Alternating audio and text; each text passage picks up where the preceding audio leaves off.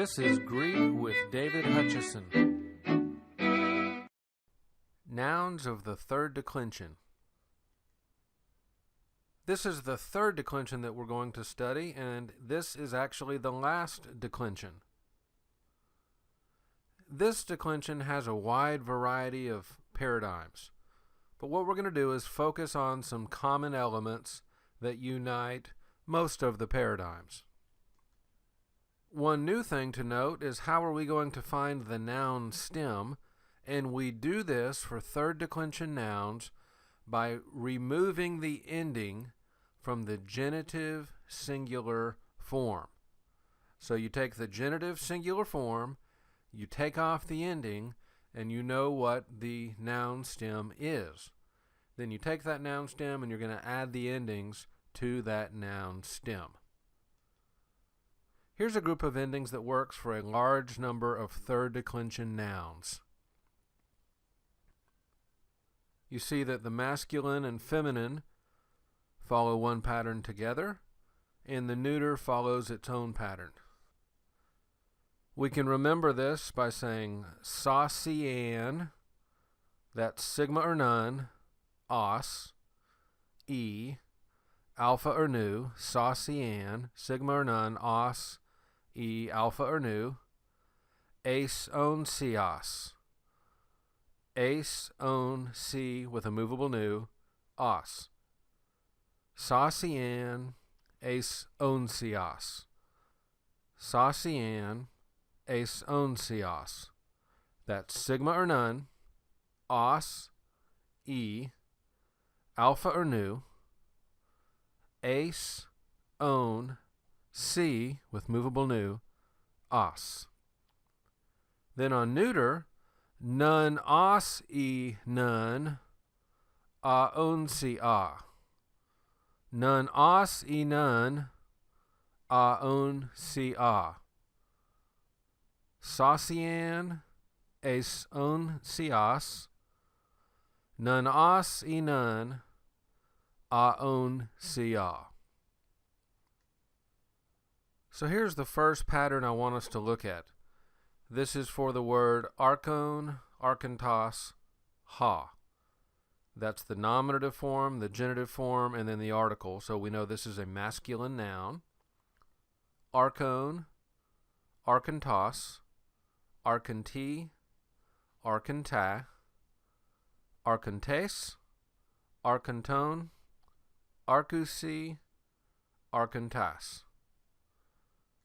Here is the noun stem, archont. You take off the omicron sigma, and you have the noun stem, and then look at how that noun stem runs through the rest of the paradigm.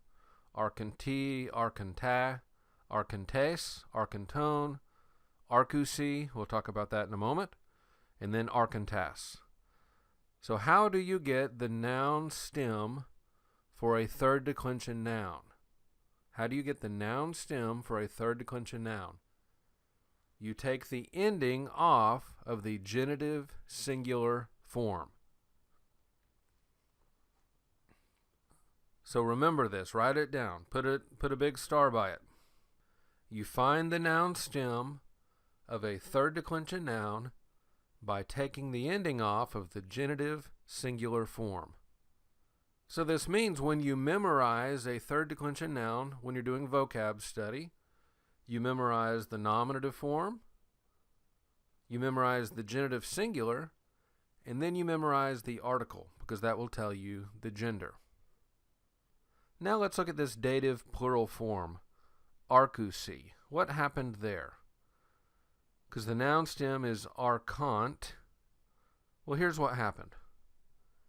If a stem ends in ont, ent, or ont, that's alpha nu tau, epsilon nu tau, or omicron nu tau, these stems will delete the nu tau, the NT goes away, and then that remaining stem vowel is lengthened.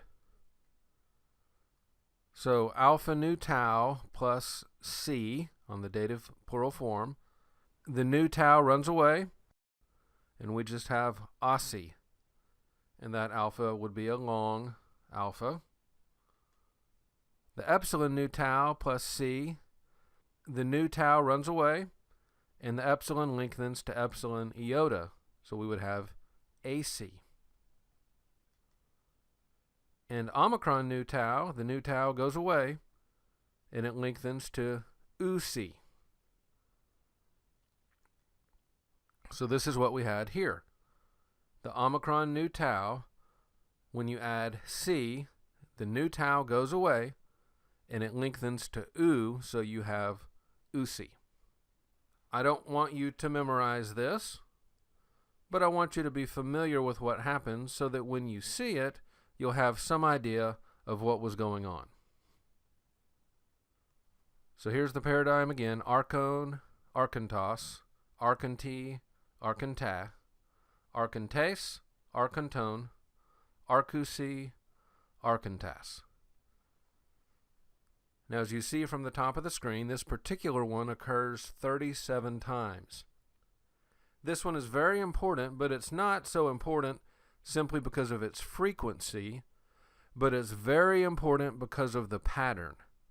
I really want you to learn this form very, very well, because you're going to see this form later on in the semester. And if you already have it down, you're going to thank yourself. Now, there are some other words that follow this pattern that do occur more frequently, such as ion, which means age. That one occurs 122 times. Aner. Aner means man or husband. It occurs 216 times in the New Testament. And pater, the word for father, occurs 413 times. So those words will follow this pattern, the archon, arkantos pattern. I've told you before that your best friend in Greek is the article, and this is another occasion where that's really going to be true. If you have a form that looks a little bit difficult, it's a little bit contra expectation. By the way, Christianity is contra expectation. But when you see a form that looks a little bit different than expectation, you're hoping you see your friend the article. So this is a great time to review the article. Ha, tu, to, ton, hoi, ton, tois, tus. Hey, tes, te, tain, hi, ton, tais, tas. Ta, tu, to, ta, ta, ton, tois, ta. This is the single most important thing in all of Greek. Please learn it. If you don't have it down perfect, work on it very hard this week. Here's another pattern of third declension nouns. This is the Sarks pattern. Sarks means flesh. Sarks, sarkos, sarki, sarka, saucy, and sigma is hiding in that xi. Os, e, alpha or nu, so you see the alpha. Ace, on, si, os, so you have sarkase, sarkon, sarksi, sarkas, ace, on, si, os. Okay, so you see the pattern. So here is the noun stem. How do you get the noun stem? You take the ending off of the genitive singular form. So the noun stem is sark. You run it down all the way. Notice on the nominative singular and the dative plural, you have that xi, because that's what happens when a kappa bumps into a sigma. Xi. Now you remember those rules about what happens when things bump into sigmas? Those same things still happen here. So if you need a refresher, go back and take a look at those rules. What happens when letters bump into sigmas? Just as a quick reminder, p beta phi plus sigma equals psi. Kappa gamma chi plus sigma equals xi. And tau delta theta plus sigma equals sigma. Now this word sarks occurs 147 times. Some other words that follow this same pattern that are frequent are charis, 155 times. Charis means grace. This is a very frequent word, in particular in the Pauline literature. Then the word hand, chair, occurs 177 times. They will follow this pattern. This is a pattern I want you to know. Here's another pattern. This is soma, somatos, ta. This is neuter. How do you know it's neuter? Because it says soma, somatos, ta. You see that ta, that neuter article, you know the noun is neuter. Soma, somatos, somati, soma, somata, somaton, somasi, somata. So there's the noun stem. You take the ending off of the genitive singular form. So the noun stem is somat. Then you run the endings down. Nun, os, e, nun, a, on, si, a. And that's what you get.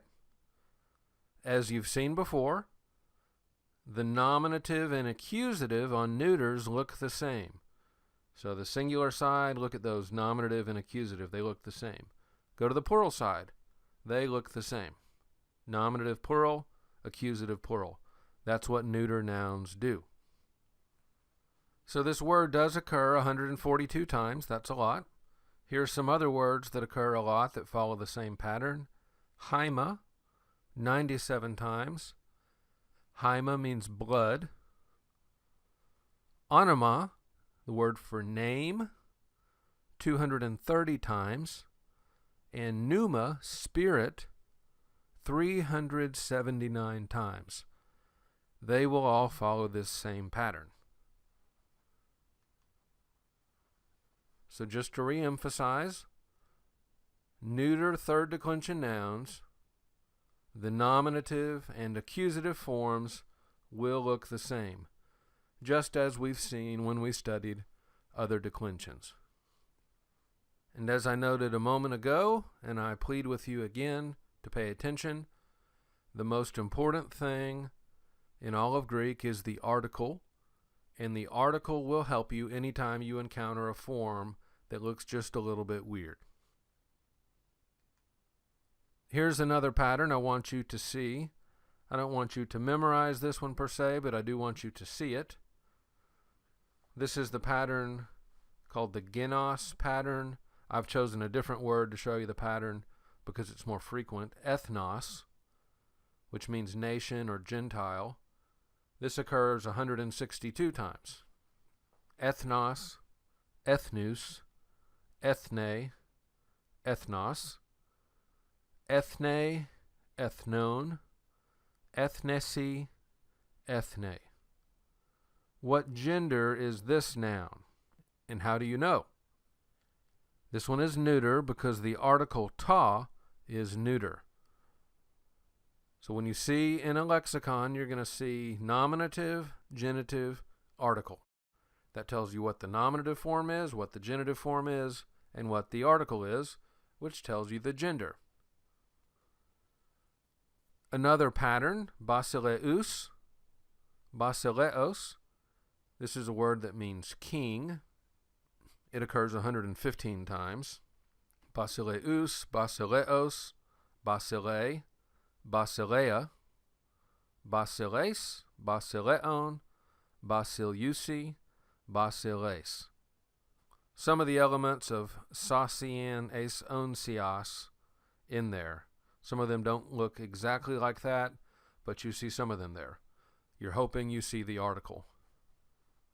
Another word that follows this pattern is archiereus, chief priest. That one occurs 122 times. Another word that occurs very frequently, pistis, pisteos. This is the word for faith. It occurs 243 times. And this is the pattern, pistis, pisteos, piste, piston, pistes, pisteon, pistesi, pistes. We have some other words that follow this pattern very frequently. Dunamis occurs 119 times, means power. And polis, which means city, polis occurs 163 times. So you'll see this pattern as well. Now we'll end today with some good news. Nouns function the same way regardless of their declension. So a nominative noun, if it's third declension, will do the exact same thing that a nominative noun would do if it were first declension or second declension. So noun function is always the same. It's always good to end with good news.